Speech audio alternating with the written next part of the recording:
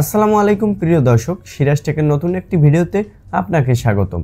আপনারা কি জানেন জিও গ্রো ব্যাগ শুধু ফুল ও শাকসবজি নয়, ফল গাছও সহজেই চাষ করা যায়। আজকের ভিডিওতে আমরা জানব জিও গ্রো ব্যাগে কোন ধরনের গাছ লাগানো যায় এবং কোন গাছগুলো সবচেয়ে ভালো জন্মায়।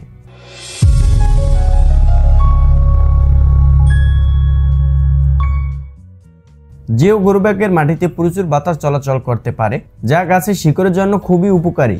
এছাড়া এটি অতিরিক্ত পানি বের করে দিতে পারে, তাই গাছের শিকড় পচে যাওয়ার ভয় থাকে না। এই কারণে অনেক উদ্ভিদ জিও গ্রো ব্যাগে দ্রুত বাড়ে এবং ভালো ফলন দেয়।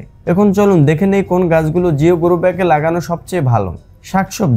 শাকসবজির ভিতরে আপনি টমেটো, মরিচ, লাউ, করলা, বেগুন এগুলো লাগাতে পারেন। শিকড় জাতীয় গাছ গাজর, মিষ্টি আলু, আদা, রসুন। তারপর হচ্ছে ফলের গাছ স্ট্রবেরি, কমলা, লেবু, পেঁপে, আম ইত্যাদি।